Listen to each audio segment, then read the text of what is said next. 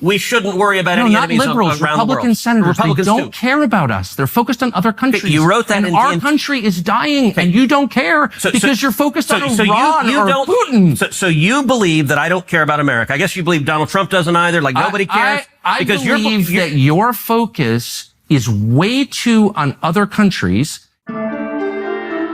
Just joining us, you are in fact watching the Jimmy Dore Show. I am guest host Misty Winston. Jimmy is back from his trip, so he's joining us as well.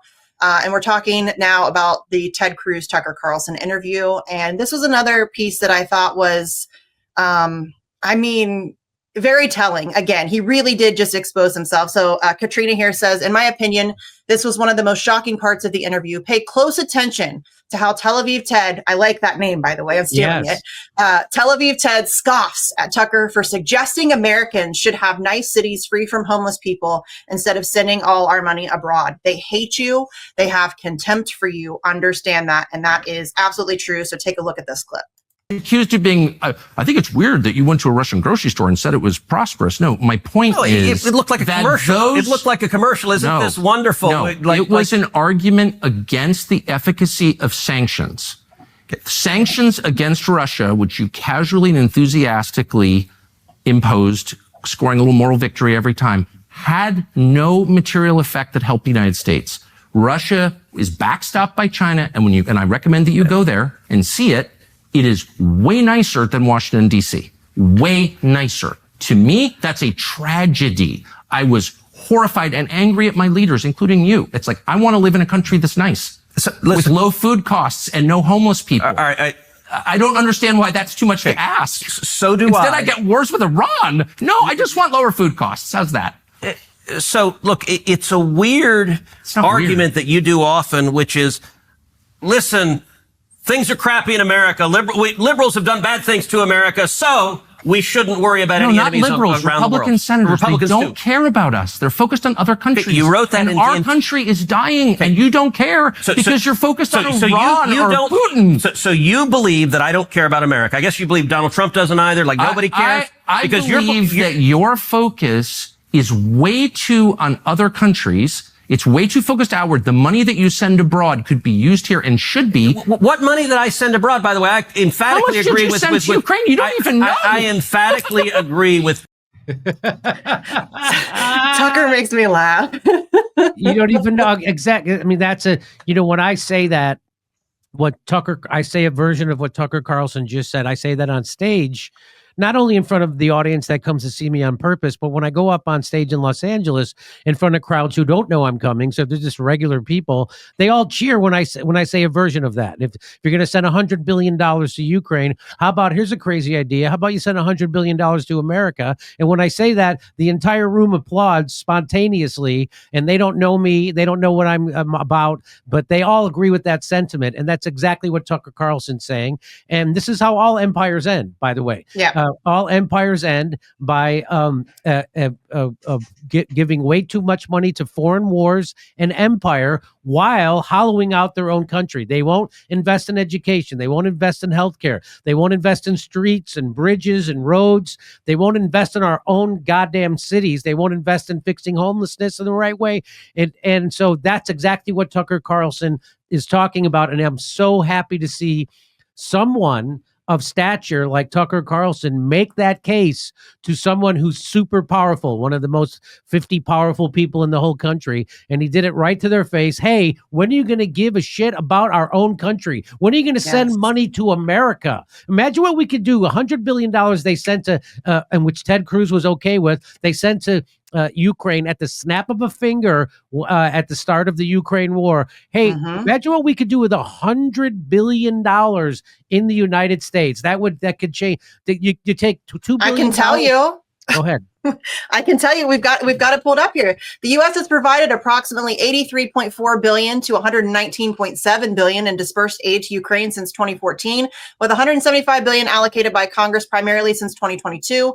This includes about $69.7 billion in military aid, with the rest covering financial and humanitarian support. Exact figures vary due to differences in reporting and definitions of aid.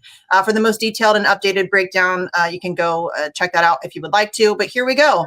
Estimates to end homelessness in the U.S. vary based on approach and scope. The Department of Housing and Urban Development and other sources suggest a range of 11 billion to 30 billion annually. A commonly cited figure attributed to HUD around 2012 is 20 billion per year. I know that, Jimmy, you've discussed that figure on your show for many years. Yes. To provide housing and supportive services like mental health care and job assistance for the roughly 650,000 homeless individuals based on HUD's 2023 count. This could cover solutions like permanent supportive housing, which costs about $12,800 per person annually, compared to the $35,578 per person spent on crisis services like jails and emergency health care. And that really just shows how warped our priorities are. It is all about blowing up brown kids in third world countries. And we don't care. And I'm so glad that Tucker was so blunt about that. You don't care about us. And listen, Tucker's a multimillionaire doing just fine. But it is great to see somebody, as you said, with that stature, that influence, and that size of a platform, because millions of people have already seen that interview, and millions more will see it in the coming days and weeks as more people are talking about it. As we talk about it here, other people will go check it out. And I think that is obviously, as you said, it resonates at your show. It's going to resonate with people. And that's exactly the type of energy we need to be bringing to our elected officials. That is exactly the type of energy we need to be confronting them with, because, helping Israel blow up kids in Gaza, it does nothing for me and my family. I don't know if it does anything for you, Jimmy. It does nothing for me and my family. It does nothing to help me secure a future for my kids. Or anybody else in this country. And it's very frustrating to watch. If there's one thing that the lefties like me and MAGA agree on, it's that we want to end those foreign wars, and we want to take the money we're spending on those foreign wars and our 900 military bases around the globe and take that money and invest it back in our own goddamn country. And if we did that, we would have the country that we all dreamed we should have, right? We could have nice things. We could have high-speed rail. We could have healthcare that doesn't bankrupt us. We could have college that doesn't bankrupt you to go get an education. We could have clean food. We could have clean water. We could have everything that we dreamed of having. We could have if we took that money that we spend on these foreign wars and invested it back in our country. And that's something that the left and the right agrees with. And that's why the establishment works so hard to divide us. And so the key, the task here is to keep our eye on the ball. And you don't have to agree with Tucker Carlson on everything, but you agree with them on one of the most important things, which is let's end our foreign wars and our foreign adventures and take that money and invest it back in our own country. That I think that's the number one thing. And just as Frederick Douglass said, I would join with anyone to do good and no one to do bad. So you don't have to like Tucker Carlson, but you rally around the idea that he's putting forward there. Let's invest in our country before it's too late, because it's getting too late. Yeah, it's like we talked about earlier. It's the consistency of principle. It's not about Tucker Carlson. I don't give a shit about Tucker Carlson. I could care less. It's not about that. It's about ending the wars. And that really shouldn't be up for discussion or debate. It's absurd. The level of chaos and destruction that the United States causes around the globe. And then we pretend to be the arbiter of goodness.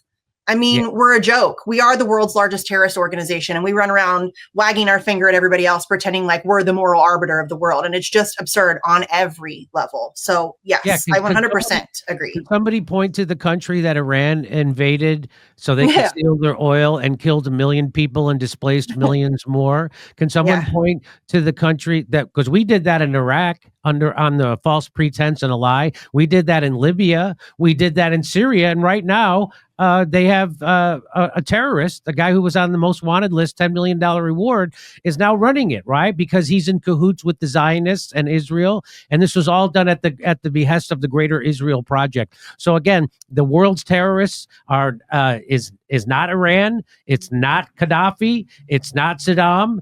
It wasn't Bashar al-Assad. The world's terrorists, again, are the United States and the Zionists. Those are the world's terrorists. And nobody even comes close. That's not even debatable. That nobody even comes close. Just do a body count. Nobody even comes close. Iran has never invaded another country.